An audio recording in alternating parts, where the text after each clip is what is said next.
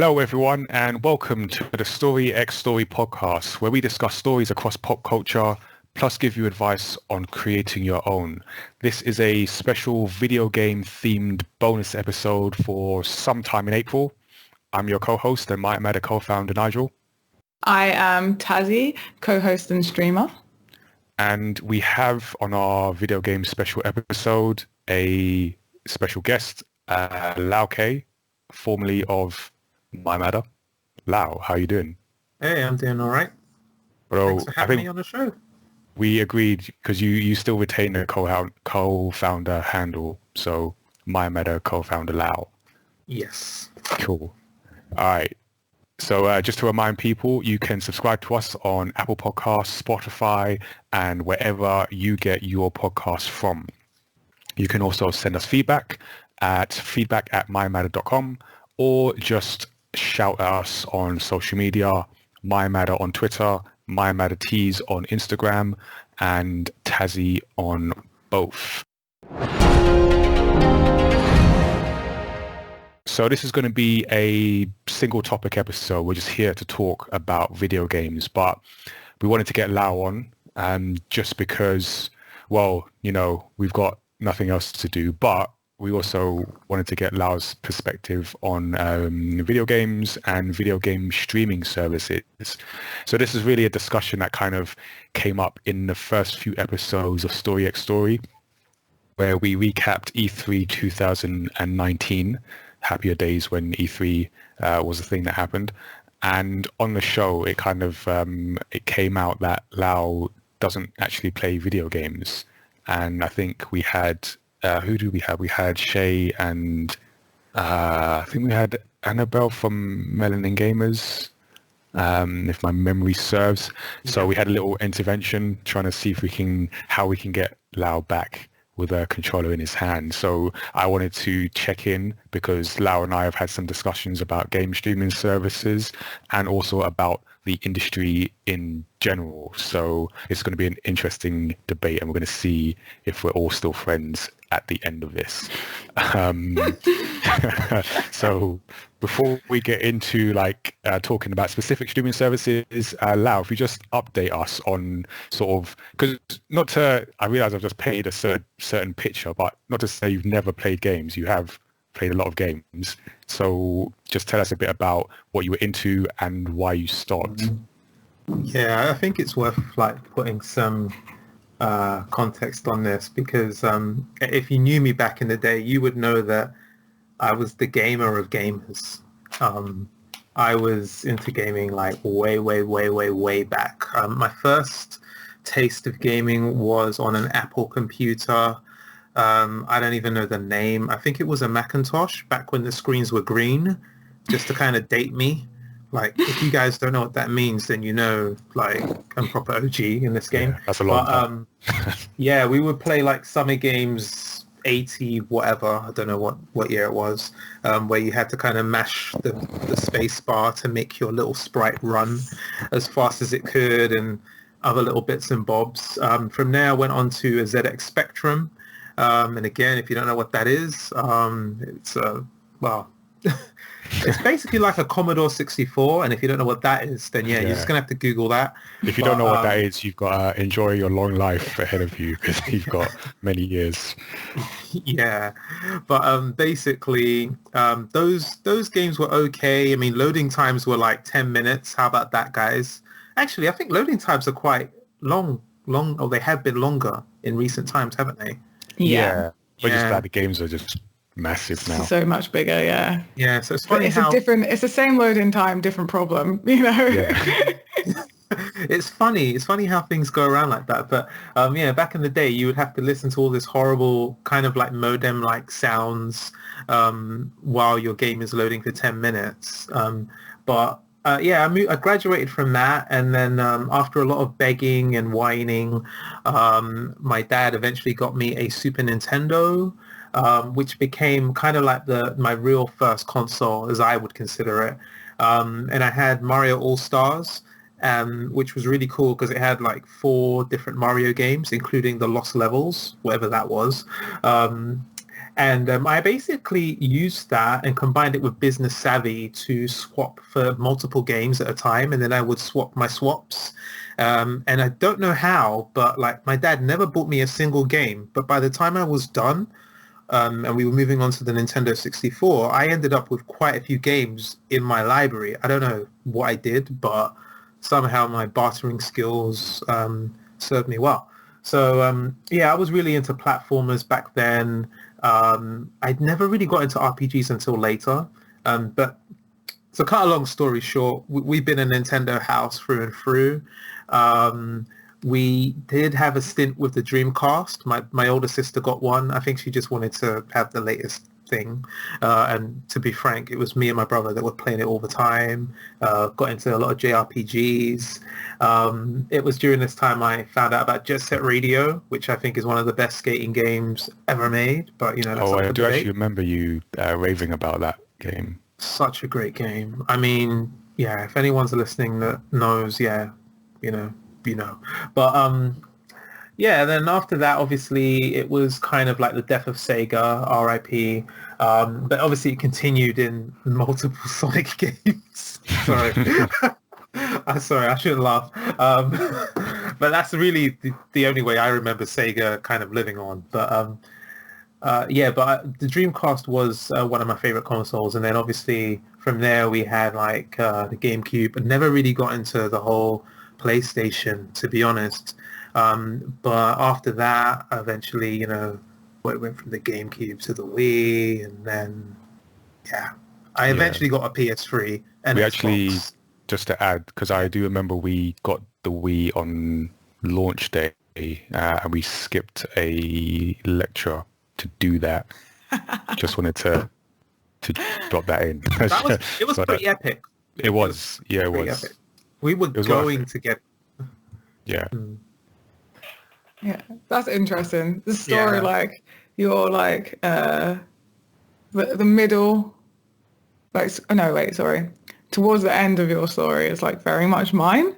Like, very much a Nintendo house, I was. And then after having the Wii faded, I eventually got a PS3 after having a boyfriend that wouldn't let me play Call of Duty.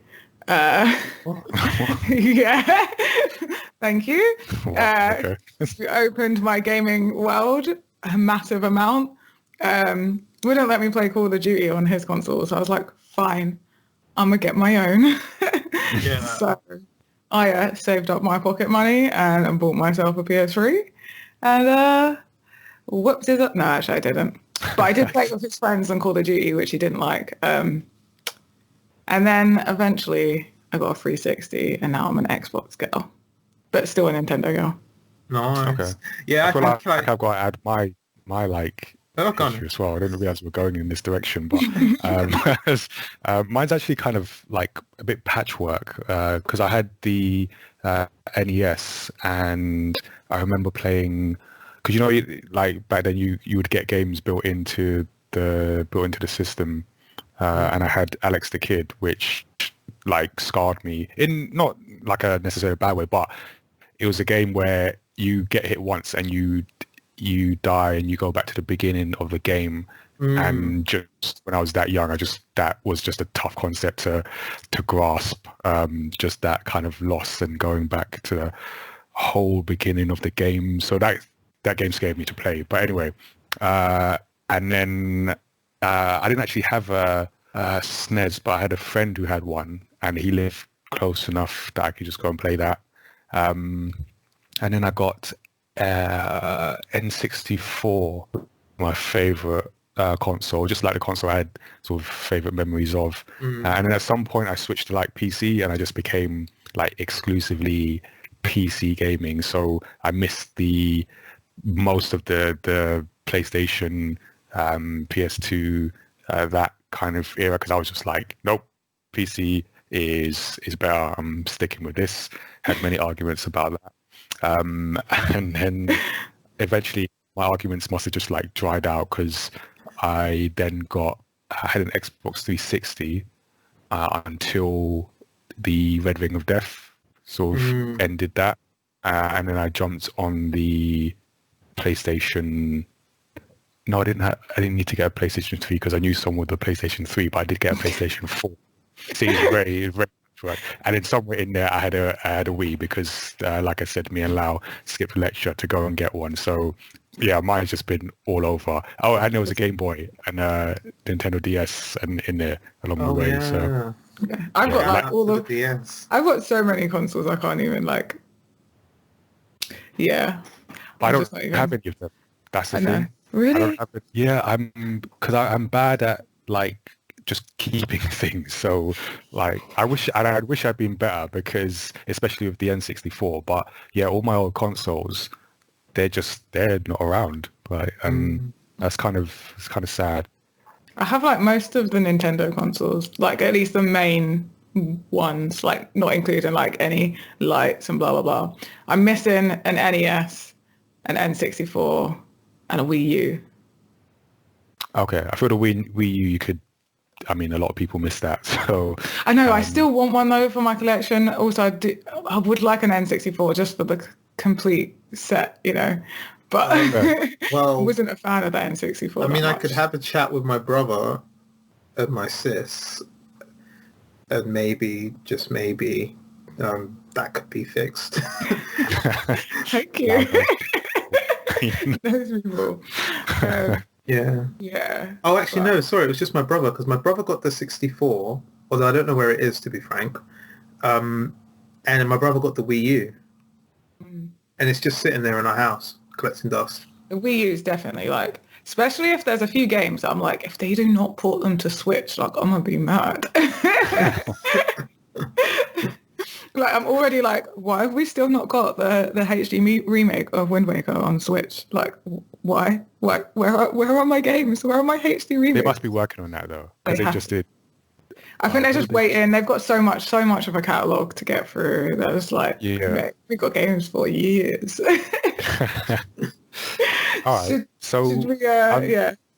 I'm just thinking like because so now we've got everyone's like history on the table. So like I said, at some point, Lau, you stopped playing games. But when we were doing that E3 episode, one of the things that came out was Google Stadia, and the concept of streaming games was something that was intriguing to you. And I think we ended the episode saying like we might check in and see if that's the thing that's going to bring Lau back into gaming. So I guess simple question is like, has that brought you back into gaming? Well, lots happened since that conversation, and I guess the simple answer is no. No, it did not. Wow. Sadly so, and I say this because I am a big fan of Google, but of course, as we all know, Google have a funny way of doing things, and I almost That's feel one as way of if, putting it. yeah, I mean, like for example, I jumped in on Google Plus like way back when, and we all know how that went.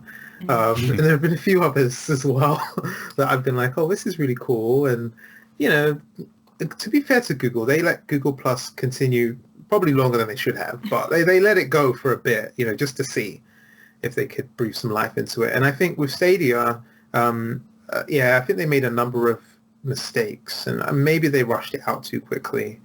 I'd say maybe they did there. Yeah. But a lot But of there was a lot people, of pressure on, you know, yeah, Was there really? From who? from themselves from maybe. themselves, but just like the gaming industry in general. Like they wanted to get their foot really in it, and they're like, what can we do that like, and we need to get in there before like xCloud comes out. We need to like make our mark as like the like game streaming service now, and they made a mark. I mean, I'm not sure it was the right Some one. kind of mark. Yeah. Yeah, yeah, it was a mess. I mean, like for me, I actually told my older sister, oh, you know, like, because I don't normally ask for birthday presents, but if there's something I actually think, oh yeah, that'd be kind of cool to get, you know, I'll just say, hey, yeah, maybe get me this thing. So I was kind of like pressing her, saying, hey, yeah, get me the Stadia thing. And then eventually I had to tell her, like about a week before she was going to buy it, no, don't bother. Oh, Because really? Yeah, I told her not to bother because, well, for one, she missed the pre-order and I wanted that special controller and she missed that. So I was like, oh, forget that. But beyond that, it was just some of the things that were coming out from the news. Um, yeah, just not good reception from Yeah. the people. And I think, Actually, just before you continue, just to recap and like summarize Stadia for if anyone doesn't know. So, Stadia being Google's entirely cloud-based gaming service where you can, yeah, just sort of start playing games through any device through the Chrome browser.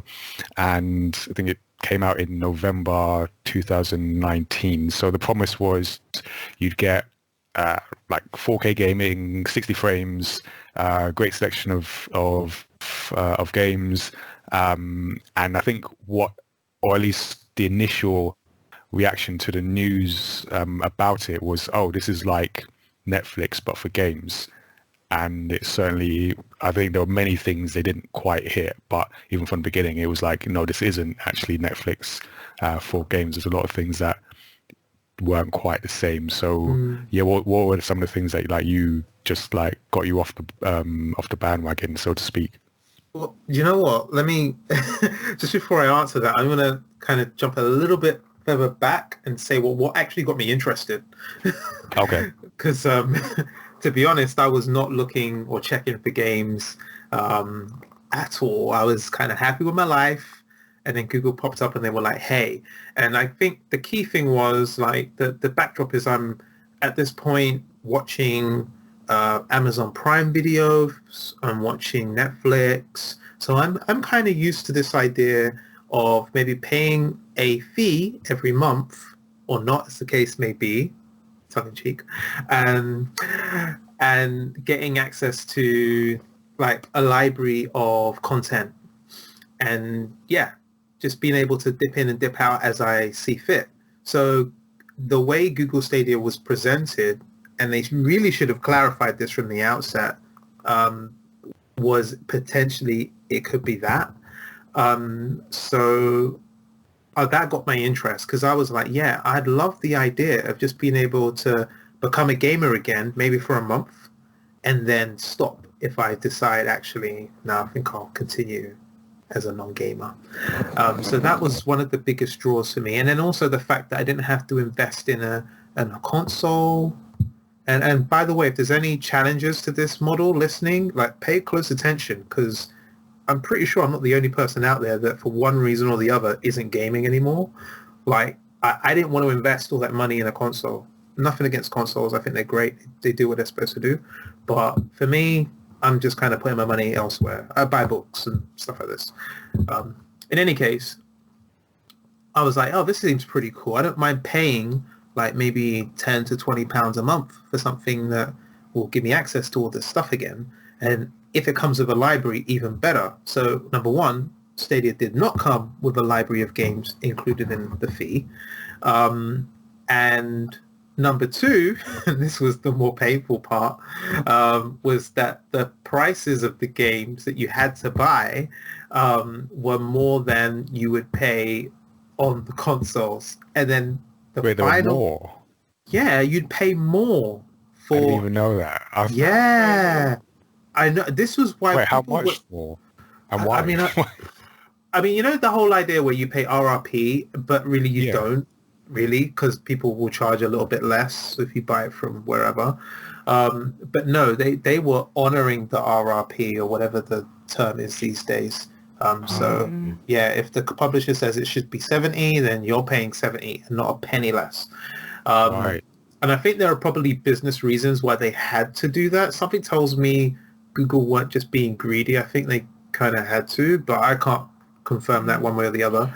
I mean, sorry to chime in, that is an issue. Like, obviously, like I'm an Xbox gamer and I have a lot of, I've sort of started to collect a lot of digital games. Yeah. And the way we justify buying digital games is that we game share. So we are logged in, me and Tom are logged in on each other's consoles and we can play ones that the other person owns digitally.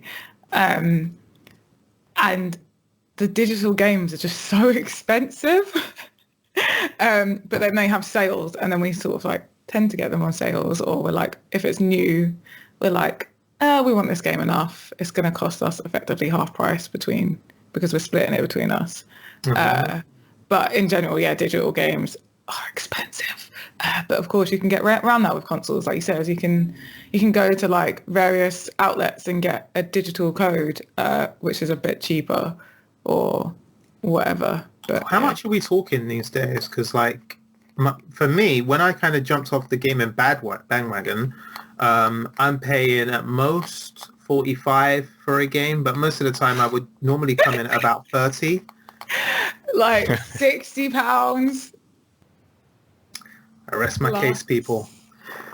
Like that's how much games are like out, like that day one, game price, £60, and then you've got DLC. So, and then you've got like the elite editions and all that jazz. Yeah. I think for like Destiny 2, I mean, I was like, this is crazy. But I was like, if you're I'm gonna enjoy it. It was like £90+, and then I believe. Whoa. Then there was like the first like, what's it called? I can't remember what it's called.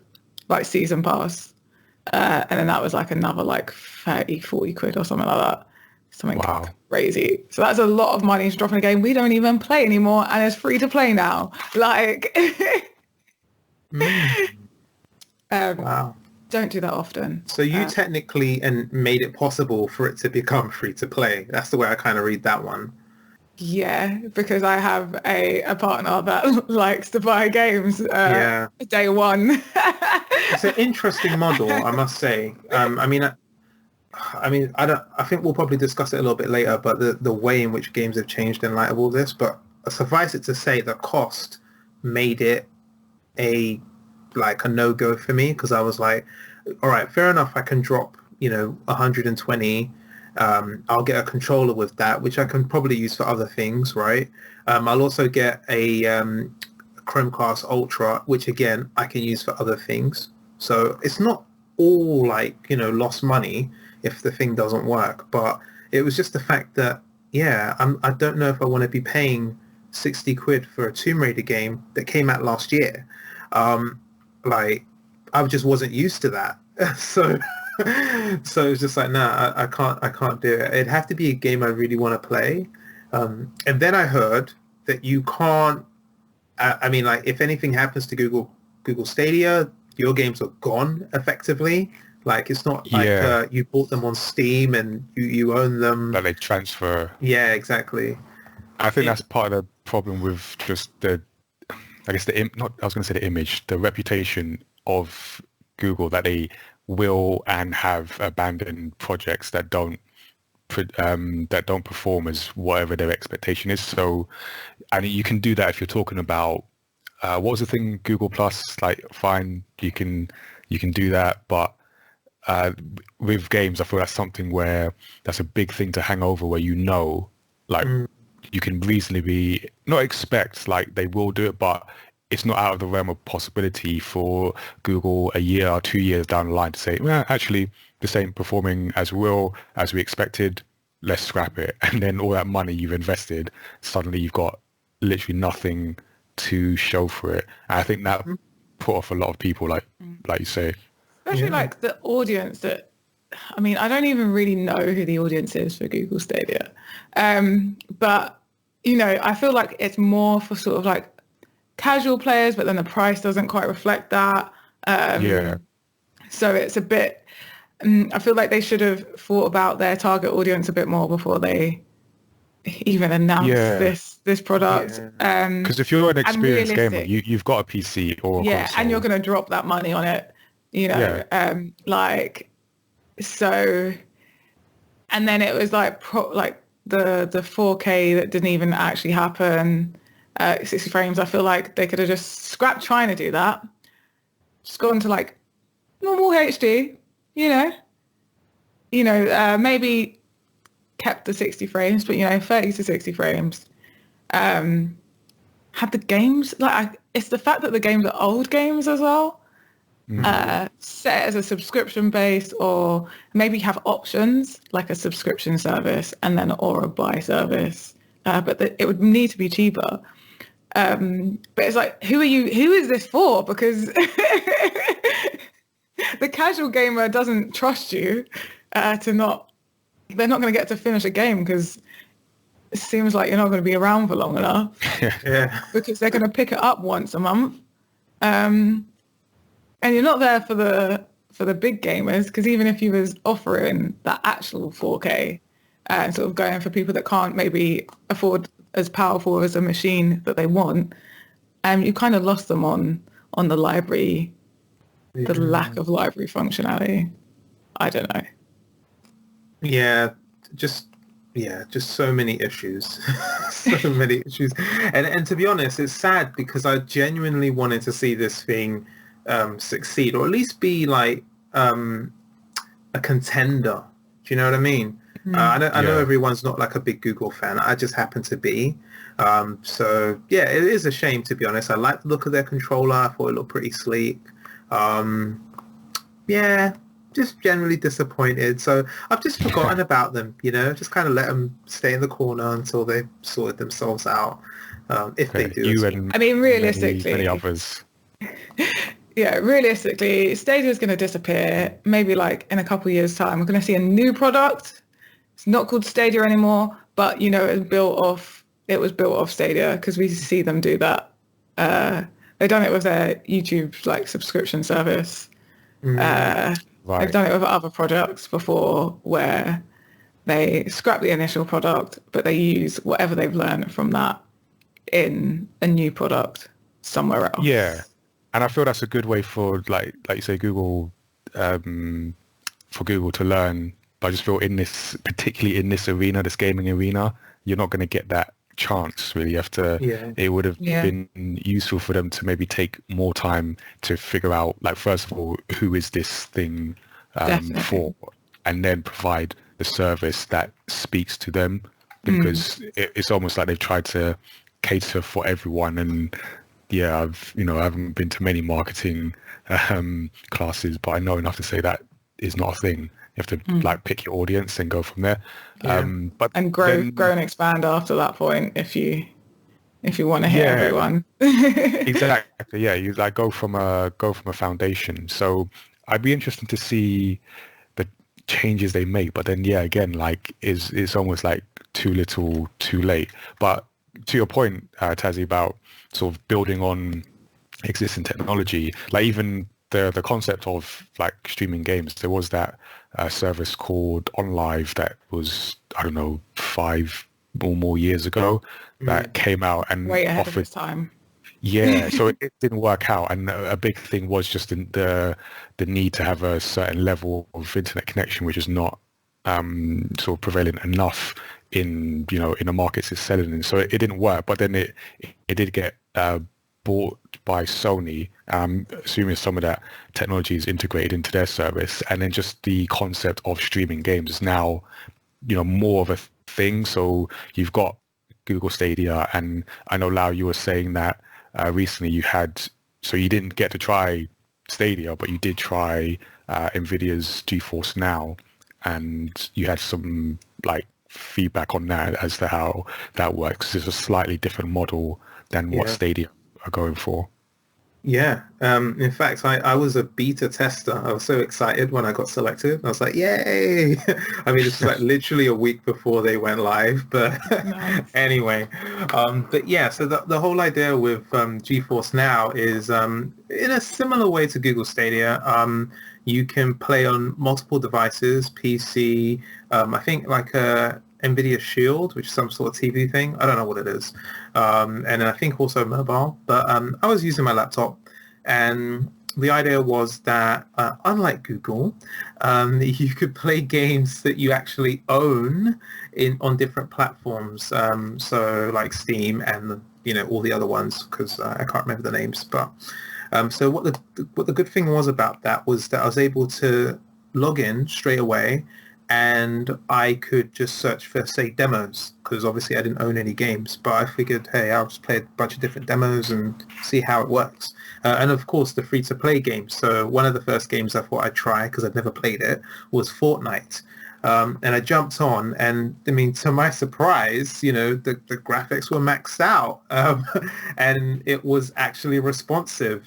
Yeah, I was really blown away, to be quite frank. I was like, I can't tell that this is streaming. Now, don't get me wrong, there are a few artifacts here and there, like in a few like kind of very, I guess, fast-paced kind of moments, but it wasn't that often that happened.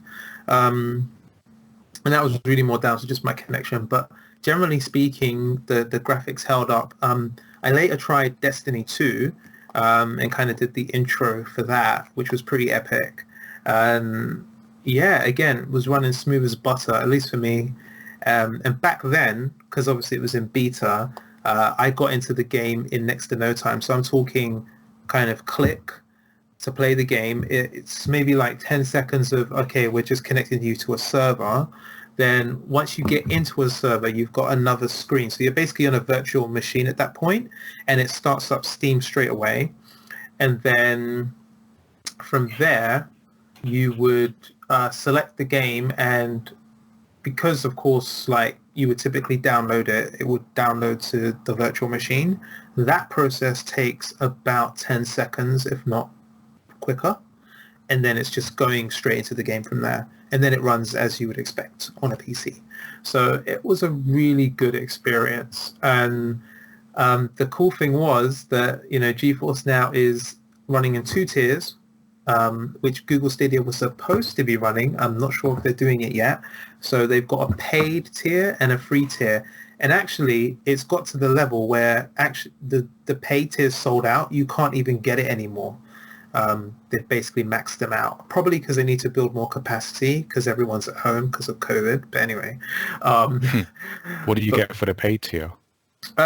You don't need to wait. You can get into the game straight away. But now I'm literally like behind 400 people if I want to play a game, because they've got that many people playing. Right. That's on the free tier. On the free tier. And I was waiting for something like half an hour, 40 minutes or so. And in the end, because I was just trying to kill some time, the thing I needed to do came up, so I wasn't able to play. But it was still kind of fun. Now, this is like literally just last week, just to kind of put some context on this. So obviously there's a lot of people playing online now. And if you've got a free service where you can play, not with ray tracing, that's only for paid, but in the beta, ray tracing was available, but now, unfortunately, it's not. But yeah, you know, you can have basically a proper kind of souped up machine. I don't know, like it just seemed great. But there is one downside to the service, which was one of the problems of Stadia, and it's started to happen with GeForce Now, which is the library was shrinking. Soon after the service went live, I can't remember who it was first, but a bunch of different libraries just started pulling out, like different publishers. I think Rockstar pulled out, and then a bunch of other places. Was it? Maybe some publishers like. I know some indie games pulled out as well. No, Ubisoft stuck with them. Yeah, they more recently said. Yeah, it was Activision. Yeah, so Activision Blizzard, like they were like, sorry, we didn't know it was going to be like this, we're out, or something crazy like that. And I think that the issue was kind of around some legal technicalities. Licensing. So I guess the issue I can see with them having is, because you're saying I can buy a game on Steam, and then I can buy a game and then play it through GeForce. Now, I guess for the companies, when they make a game, there's a license that says, you know, you can play this game on this platform and whatever other terms and conditions. And I guess in a sense, this idea is breaking that, any licensing agreements they would have with the existing platforms like Steam or Epic Game Store, whatever. What's the other one? So Activision Blizzard have their own Oh yeah, and they've got their own. Yeah. They've got their own, so everything's pumped through them. And yeah, like, because I saw this issue and I was like, this is silly. I mean, I'm sure for them, like business wise, they're like, no, it's taking money away from us, blah blah. But I feel like it's not. And okay, I'm just a consumer here, and I'll hold my hands up and say like I'm not an expert. I'm just a consumer. I play games, and but they're pulling out of something I've paid for these games already, like. NVIDIA's GeForce Now kind of acts like you said earlier, a virtual machine, and it's not like you're not paying for that game. You still have to buy it. It's just giving you another machine to play it on. Like I can log into any computer and log into my Steam account or my Epic account or my Blizzard Activision account, download the games and play them as long as I'm logged in. So I don't see why you can't do that on a virtual PC, essentially, is what this service is offering. I don't know. Yeah, I think it's the technicality around that, because I did a little bit of reading on this because I was quite interested. And the crux of it is that because GeForce Now presents itself as an exclusive platform for gaming. In other words, when you log into that virtual machine, the only thing you can do is play the game you just said you'd like to play. I mean, it still brings up like Steam or the Ubisoft like platform or whichever one you need. But because that's the only thing you can do, then it's basically offering a service akin to a gaming cafe where they've got certain games that you can play. And apparently there are license agreements in place for those guys. So why should NVIDIA be able to do their own sort of virtual version of that? You know, we want to have agreements. So that was kind of the crux of what the problem was. I guess that's why Shadow kind of have the upper hand on GeForce, because they're like your gaming PC, but you can run any software on there. Like I know people that use it for editing. So what's the difference between Shadow and GeForce Now, like in regards to that whole licensing thing? Because they're a similar thing. You like a virtual machine essentially, and you're streaming the gameplay on. So Shadow is literally a virtual machine. Right. You can run, you run a desktop on there, and you can put whatever software. So it's essentially a computer that you have, but that you don't need to have the physical computer with you. Okay.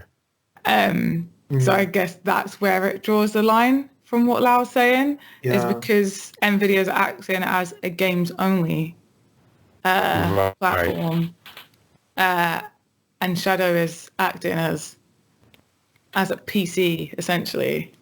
Yeah. I mean, I guess I get it from, sort of a bit playing devil's advocate or trying to see it from the publisher's side, because they've got a deal that says we made this game and we have a financial deal with, say, Steam, that you get it from Steam and you play it on your PC, but then along come NVIDIA and say you can also play it on this platform without necessarily agreeing with that publisher for the rights to play on that platform. So from the perspective of the consumer, it's like, I've paid for this game, so I've legally paid for this game. I just want to play it, which makes sense. But then I guess from the publisher, they're like, we've got an agreement for this condition. You've now brought in this other condition, which we have not agreed on. We've not even thought about yet, because exactly. It's a condition that is just copy and pasted since however long Valve's existed. Do you know what? That is like Nando's or KFC coming for a new sort of hotel that has sprung up to say, you know what? If you want to eat in luxury, you can bring your KFC or your Nando's or McDonald's or whatever you want to eat. Take it from the restaurant. Just come and chill in our in our luxury kind of facilities, and then these restaurants say, wait a second, no, you can't do that. Yeah. Yeah. Yeah, it Yeah. is. And I'm guessing the problem Did I not pay for the food? Yeah. Did you not just give me takeaway food for me to take away out of your restaurant? Well, no, even if you bought it to eat in the vicinity, you can still ask them for a doggy bag. Yeah, like, exactly. Do you get my drift? Any restaurant, even like a one of the kind of fancier restaurants, will let you take the food away 100%, and like, eat it wherever you want. So yeah. But it's the fact that you're publicly eating it in this hotel restaurant that allows you to bring in your own food. Yeah. And it has all their market on the it. window, so now everyone else can see that you're eating it, and now they want to do the same thing. Well, I feel like maybe it is as well. It's like that restaurant, that fancy hotel restaurant. It's kind of like when you bring in your food from McDonald's, they slap their sticker over it. But you can still see that it's McDonald's, but it's McDonald's you're eating McDonald's at wherever Yeah. you know? And they're like, whoa. I'm guessing the problems with like the whole publisher thing, licensing thing, because you mentioned there's a paid tier, and I'm guessing whenever they introduced that was when the problems came about. I don't know this, but I just imagine, because then you're now in a situation where not only are you, in their mind, denying us, another stream of revenue, but you're now making money off that. And I can imagine that annoying a lot of companies. You know what? There's like a really simple solution to this, and maybe they're like, no, that's too simple, and like, or the companies just haven't agreed to it, but just have like you pay like an extra £2 for a game to play on the NVIDIA GeForce. Yeah. Like now, so that Yeah, I think it's like the solution we're is giving simple. you some money, but you're not taking away any. It's not like, because the thing is that by playing it on NVIDIA GeForce now, you're not taking away any custom. In fact, you're bringing more because there's a lot of people that don't have a powerful enough machine to play. I know Overwatch, and so they've never bought it before, but they want to have that experience, or like they already have Overwatch and they play it a lot, but they're away for 2 months. Yeah. And they want to be able to play on their phone. They're going to uni and they can't bring their high-spec PC with them because it's uni.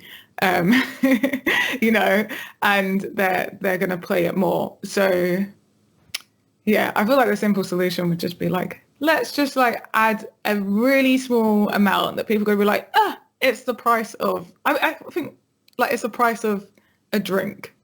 I can pay that. And then, and then there's a new license that goes on top of the license, it gets really complicated. I don't know. Yeah, not when you get lawyers. Yeah, you get lawyers involved. I think these cats need to be careful. I really do. They should just listen to you, Tazziii.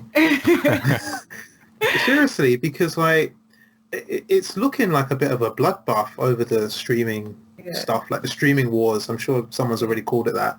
Like it's getting a bit crazy because really and truly, all the publishers, like with all due respect, they need to just sit down. Yeah. Like sit down and listen to what the people playing their games want. Because I know it's a big problem for me. Too many launchers. I have too many launchers on my PC. Like I have Steam, and then some games on Steam have their own launcher on top of the Steam launcher. I have Origin, and I have Origin Access. Okay, yeah. I got you. So I got to like log, and then when I'm trying to like look for my games as well, like it would be great if there was just an app that like accumulated all of your games, your whole game library across every app. Yeah, to be fair, that is one great thing about it as well. GeForce now. Yeah, because you can just type the name of the game, and then and it's like whatever launcher it's on. It's just like, here you go. Yeah. Oh, really? Like, and I know like everyone wants everyone to be in their ecosystem, but you know what? We ignore your ecosystem anyway. And you'll see, but I think it's so new. Like, I feel this is it's such a new consumption of gaming, and yeah. It's going to evolve. It's going to change. We're going to learn. and we're going to hopefully sit in a comfortable place where publishers, consumers, and platform deliverers are happy.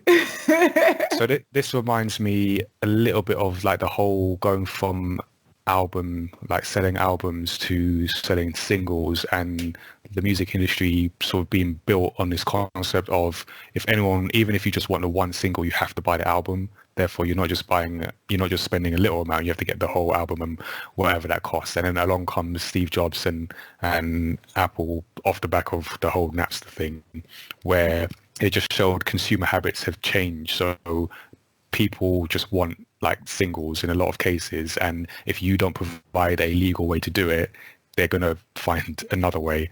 Yeah. And eventually the music industry adapted, and even now with music, we're all in the kind of streaming world anyway. So I guess for a lot of this is kind of the expected shock at just the different ways people are accessing their games, but then the business model needing to catch up to the point where the publishers are like, okay, we're okay, everyone's getting paid, everyone's, we're all happy with this new deal, this new way of playing.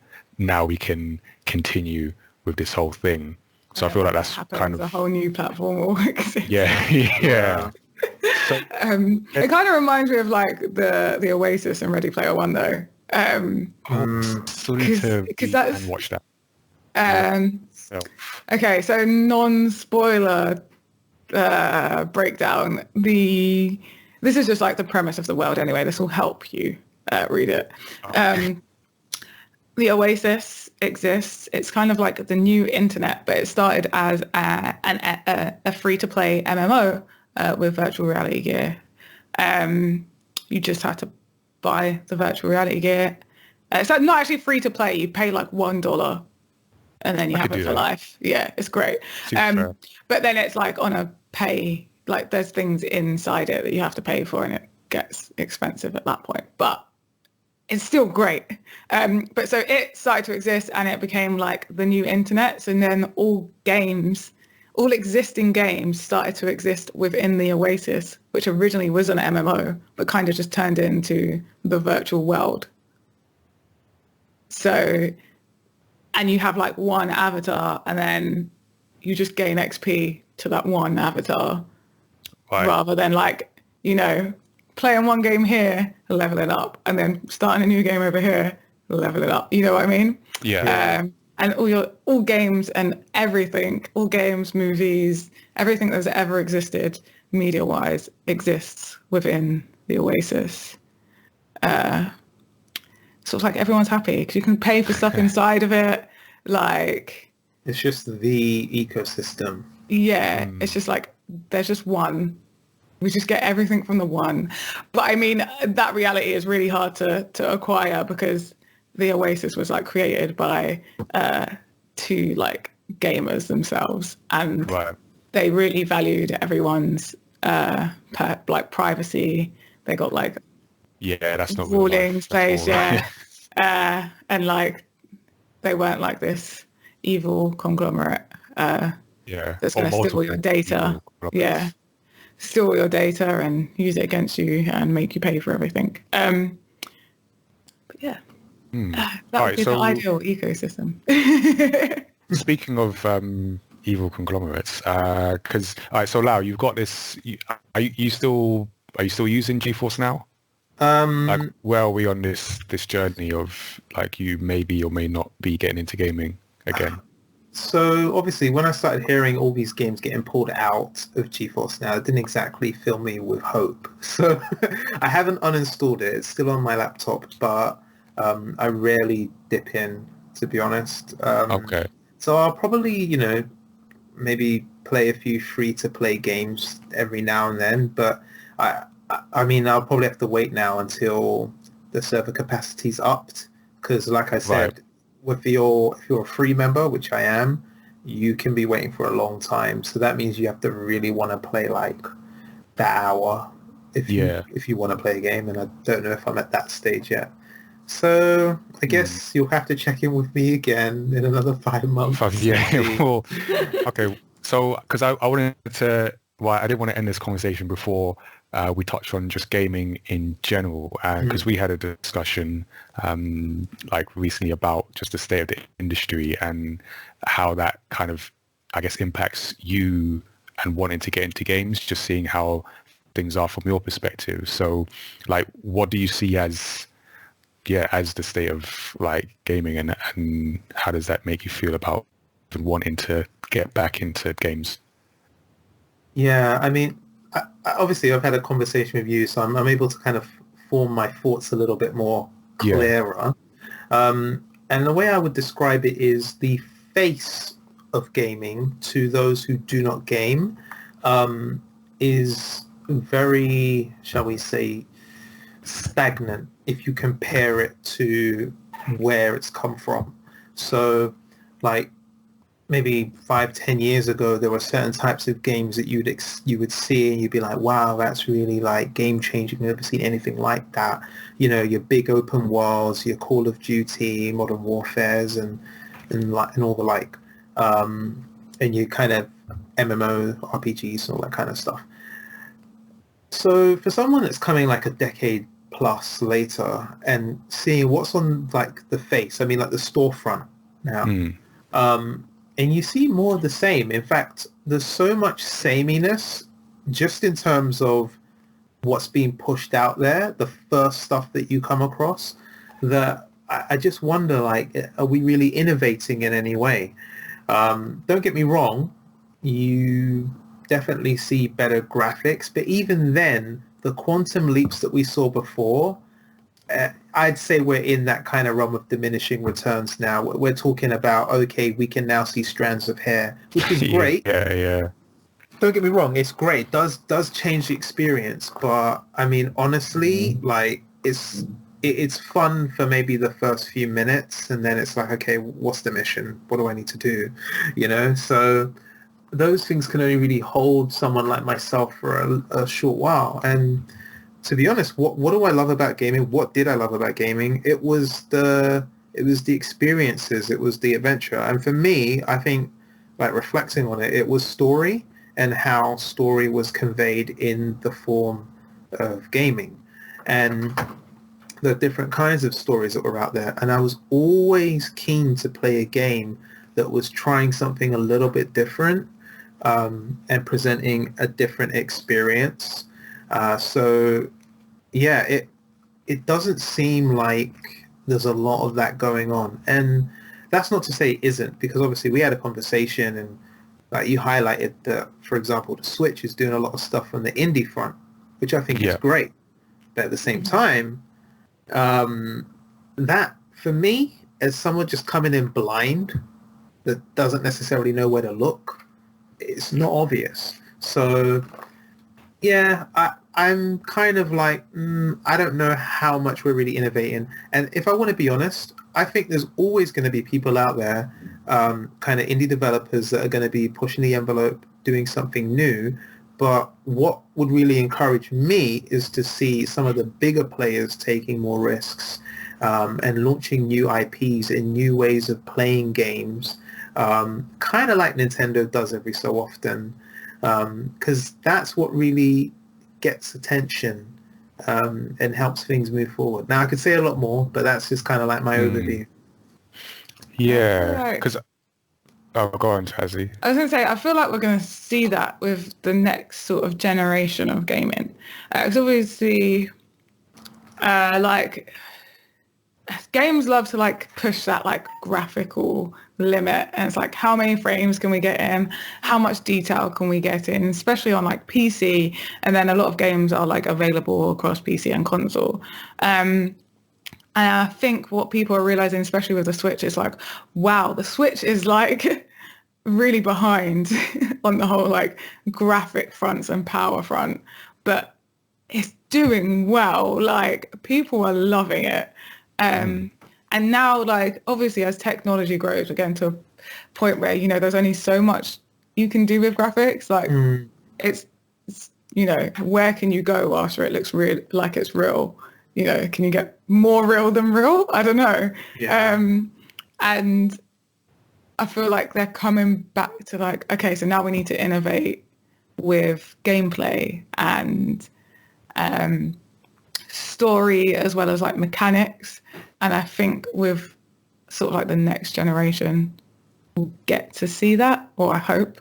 I kind of think it will, but also I'm like, because a lot of like the big companies just don't know how to do that. But saying that, a lot of the big companies are like big publishers are like, okay, we've got our AAA development and we're going to put money into that, but we've also put aside indie and we're going to like put money into that and allow them to have more freedoms, but with money, and like, here you go. I mean, that's just what I see from the outside. Yeah. And then that will help, because when a publisher like lets an indie studio do something and they're like, okay, cool, we see that, let's either give them more money and let them become a bigger game, or like apply some of that to our big AAA titles. Yeah. So, because I feel like when we first had the conversation and you were talking about sort of gaming not innovating and not, having interesting experiences. Obviously, I disagreed with you then, and to a certain extent still do now. But and then you showed me you sent me that video, the decline of gaming, which made a lot of the same points. And yeah, surprisingly, I remember saying I agreed with things in there more than I thought I would. But then I felt a lot of the arguments were not necessarily against gaming, but against capitalism, essentially. And it reminded me of the whole controversy around Martin Scorsese and him saying sort of, the comic book, the superhero movie, the superhero franchise movie isn't cinema, and that upsetting a lot of people, myself included. Even we did a whole podcast show on it, Tazziii and me. But so I feel this is a similar thing, because again, and I didn't agree with Martin Scorsese to a certain extent, but it was the core of his argument is essentially saying that because there's so much money involved in these films, it reduces the risk that they can take. So on one hand, it reduces the risk that the AAA game makers will take on their games, and the fact that they have so much money and they take up so much oxygen. Like you said, Lau, from the person looking outside, that's what they see. So the face of gaming are these like AAA, quote unquote, samey experiences, but because they've got so much money, so much power in that space, they dominate the attention. So it's easier to miss these indie experiences, which I feel are some of the experiences you're probably looking for. You're just not going to find them necessarily in the same places you would expect to find them when you were playing on the Dreamcast, GameCube, N64, whatever it might be.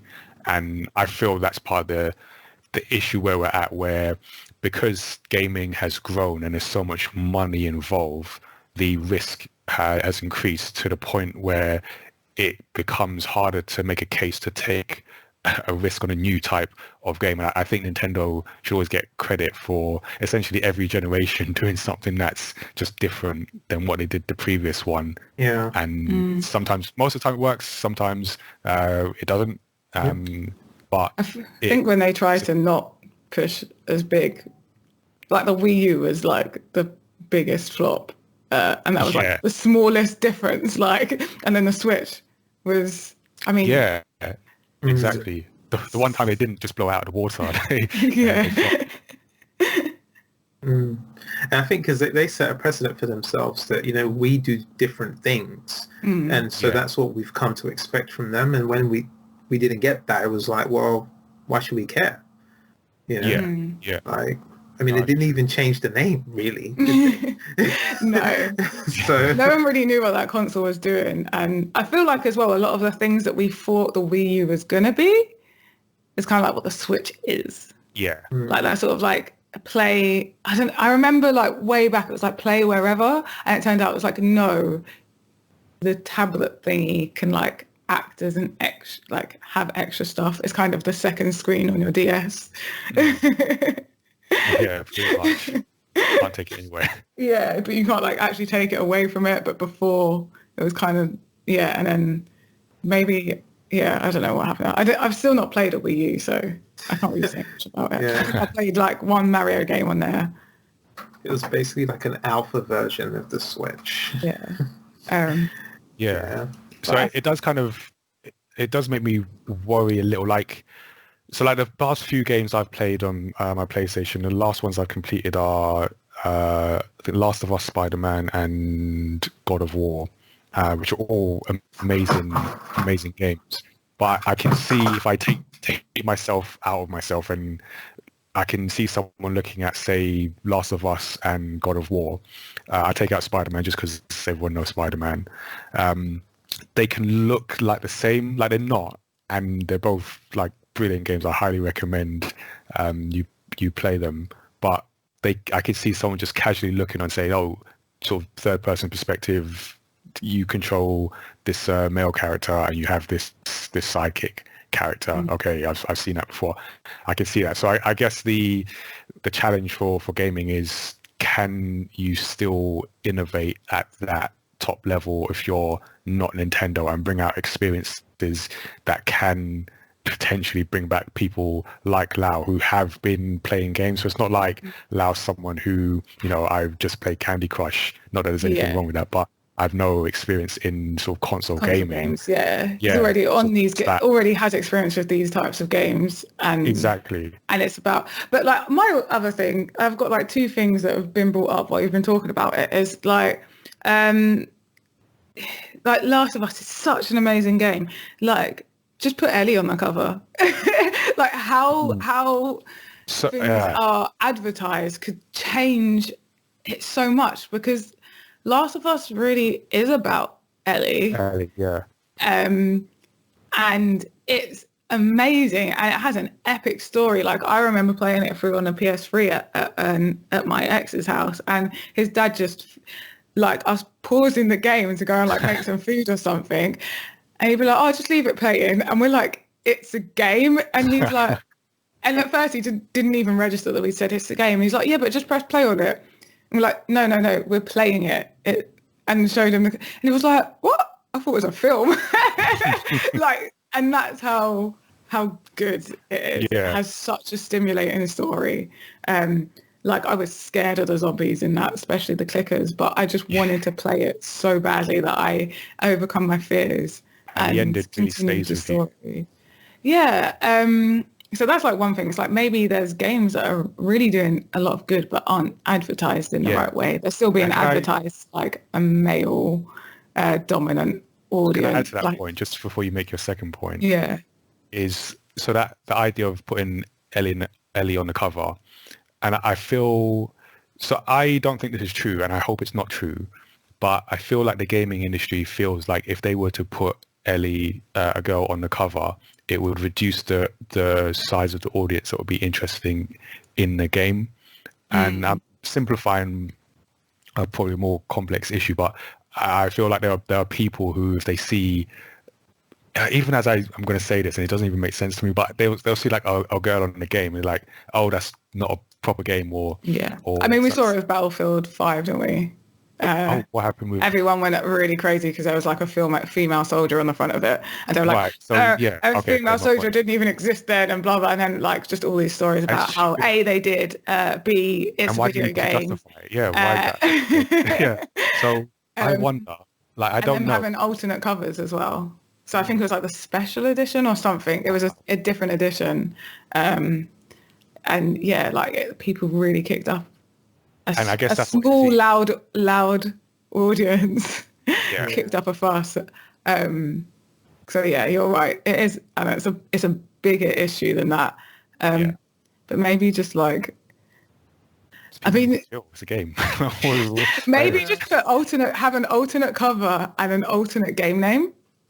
Just release everything like that.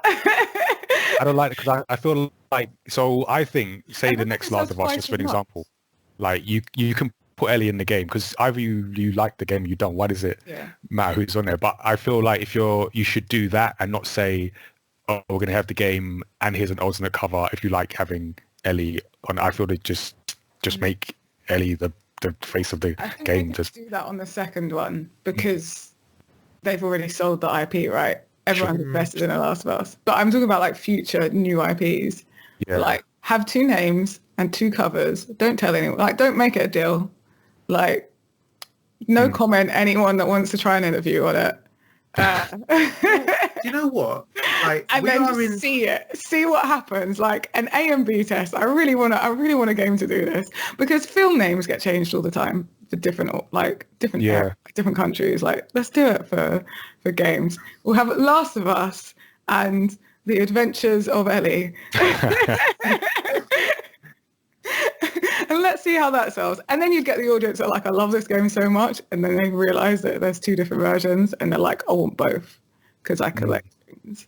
The funny thing about that is, I mean, what with games being digital now and all, it's so easy to A/B test different covers and names.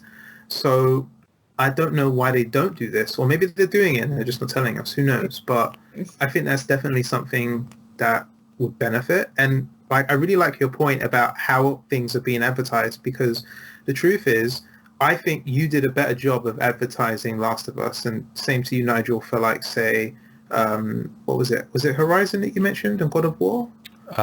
Spider-Man and God of War. God of War was, again, amazing. Horizon was also good. Yeah. So I like, still need to play that. I've only played a little bit, but I enjoyed it a little bit. But you see, this is the thing. I think, like, obviously you've got to think about your audience, blah, blah, blah, blah, but technology has made it possible to advertise in a very targeted way. So I do think that there's some merit in considering how we advertise certain games and the things we highlight about the games to certain audiences. Because some people, I mean, I'll just be honest with you, like I know what it's like to run around with the gun and shoot the bad guy. I've done it enough. And to be quite frank, if I don't do it again, it's okay. I've had my fill. So if that's what you're advertising to me, I'm not interested. Give me another reason to pick up this gun. Like, am I defending my family because there's some, I don't know, like evil dictator that's like, trying to take over the country? I don't know. Like, give me a reason that's compelling enough, and I'll be more interested to say, oh, I'd like to play that. And I think that's a big area they need to tackle. Yeah, and you definitely hit the nail on the head there. Like, digital advertising is so targeted. There was an experiment that at a course I was on about social media advertising and how effective Facebook, in particular, this was particularly on Facebook, they could set up the parameters to the point where they advertised something to their wife and it only appeared to their wife. Wow. Because they used the parameters like that. Well, obviously they know their wife, so they had a lot of things they could put into it to get to her. But yeah, and it was only seen on like maybe that. I'm pretty sure he said it was just his wife's Facebook that it showed up on. So that's how like targeted marketing can be. And I know that sounds super scary, and it does. And like, it does. If there's no way of sugarcoating it, Facebook is the pinnacle of that targeting and having that information. But even like Google ads, can do that, and Instagram somehow knows exactly what I want all the time. I mean, they're owned by Facebook as well. So, but even Twitter started to do it. I'm like, Twitter, when did you get to know me so well? I'm kind of scared. Yeah, like, so you can. And even like if you're pushing a game out on like, I don't know, Xbox, I have my own storefront. They know that I'm female. They know my location. They could push out they know what other games I've played. They could push me out something specifically to me. And And it's like, why is gaming not utilizing this better to fit? And I think it's like laziness. Yeah, I mean the money's It's coming in, yeah. so It's why should we bother? Like, we've done like our diversity quote, we've hit that, and we're just going to leave it there. We're not going to try and get more audiences. We're not going to try and change the face of gaming. And I feel like, it's just going to all happen naturally. Luckily, we have content creators, which is a great way to discover games by watching people's streams like mine. yeah. And like, and the other, like, so the other point I was thinking of was like, so I have, and it's kind of on the road of streaming, but not quite streaming. So I have Xbox Game Pass. And boy, do I have a library of games. When people say, oh, want to get into a PlayStation Xbox argument, I'm like, I'm not saying like Xbox is better than PlayStation, but I'm saying that Xbox is the better console for me because my library is humongous and I would not have such a big library if I was on PlayStation. I would be paying a lot of money to not have that many games. And even before Game Pass, it was pretty big. And with games that I actually want to play and games that people want to play. And I've literally just seen something that like Nier Automata is coming to Game Pass. Oh, really? I just completed that, or one version of it. Yeah. And I literally had just restrained myself from buying it on Steam because I like didn't. I was like, I'm trying to save. So it's like I get to play all these games. There's games on there like we've discovered a game called For the King, which I would have not discovered, but I had Game Pass and it was there, and we wanted a couch co-op. And we discovered it. That's the medieval one, right? Yeah, it's a medieval like board game, but on a computer, but on the Xbox. And it's a ton of fun. Like we got really into it. We were literally there, like glued to it. We were like, we need to play it again the next weekend. We were like, jumped on a new campaign, made it a bit harder, started to learn things. But yeah, like it's a great way to discover games. And you know, eventually with xCloud, that'll be even better. Just having that whole library on my phone as well. Oh, I'm sorry, I'm just having a bit of a moment. So is that basically like Netflix? Yeah, kind of. You pay. I got it really cheap because I got it when they first announced Game Pass, and so I had live, and I paid £1 to upgrade my live for the duration of the live, which is like I think I had like a year and a bit, and then I went to the XO19 event and won. I can't even remember how many years of Game Pass I won, but it was quite a bit. I was like giving some of it away. Cool. But I now have like 3 years of Game Pass on my account.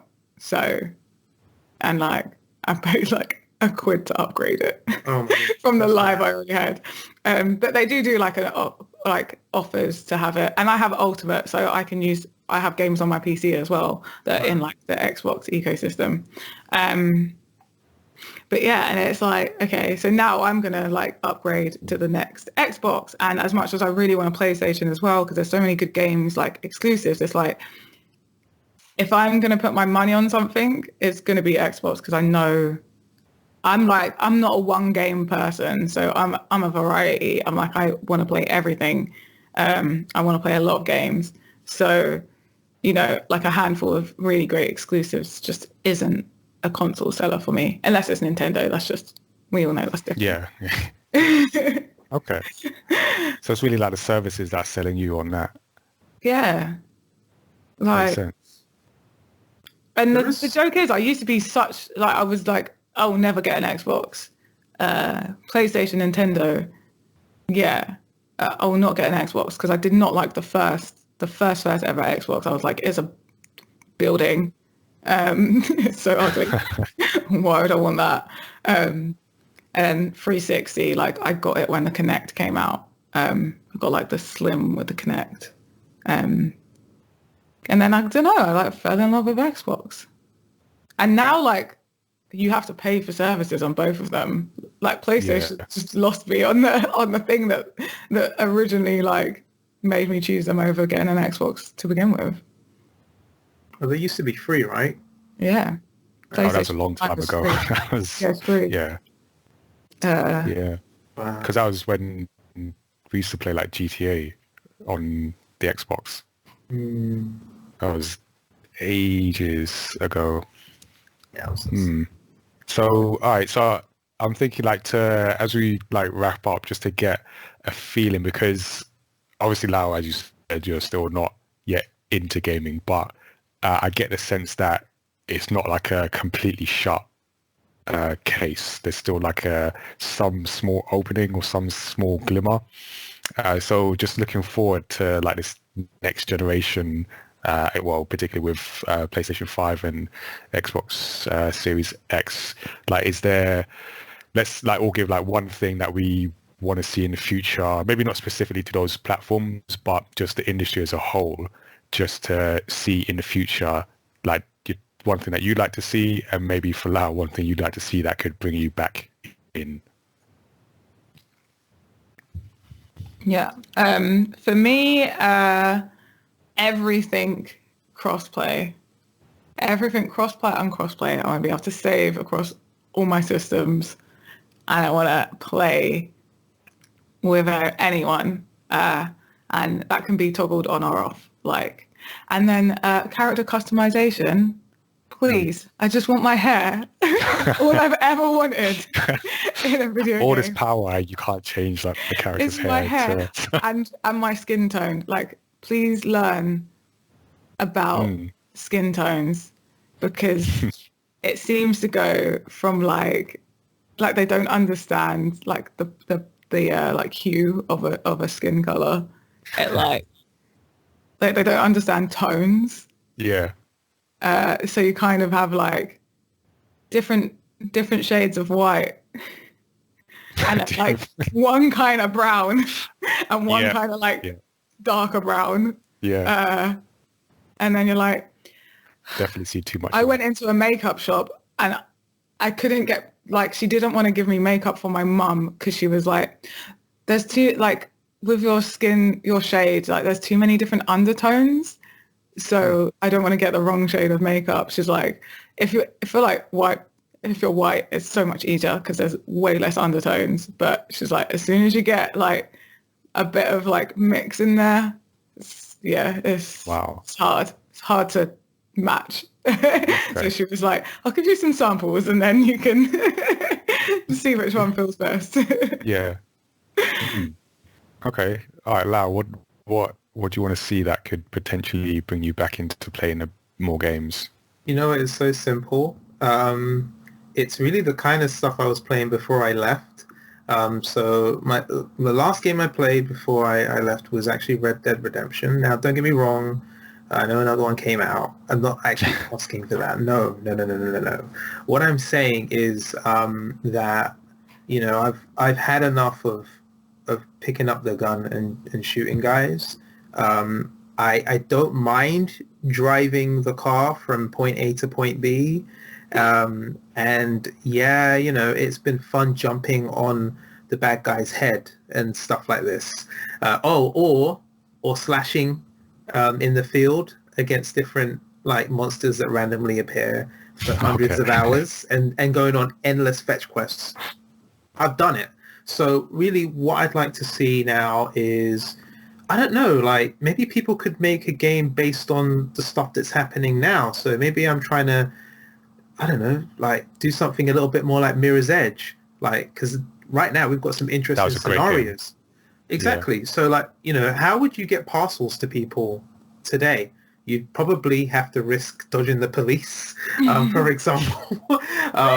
Or maybe you've got... Stay 6 foot, is it not 2 meters away from everyone at all times? Yeah. I mean, there are some interesting scenarios in life in general that could be translated into games. I really like what's happening in the kind of Stardew Valley, Animal Crossing space. Why hasn't anyone made a realistic version of this game and wrapped a story around it? I mean, they could do it if they wanted to, but I think we're kind of limiting ourselves to cartoony versions of these games. Like there are experiences that I think people out there really care about, or they would care about if someone would make it. So I'd like to see a little bit more innovation in that sense, where we start to see a new types of game mechanics, which I'm happy for people to milk for at least 10 years, but I want to see more after that. Do you know what I mean? I understand that, if you find something that works, then obviously, make good use of it. I haven't got an issue with that, but I just feel like we're still riding off the coattails of shooters and hack and slashes. And so if there are any developers listening, from what Lau is saying, he wants like a survival version of The Sims. Wow.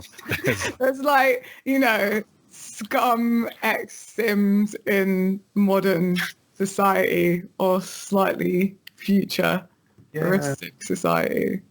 I mean, it doesn't even have to be crazy. Like, you could, if someone figured out a clever way of making like a K-drama into a game, like something different, like surprise me, like, because I think there's a lot of opportunity there.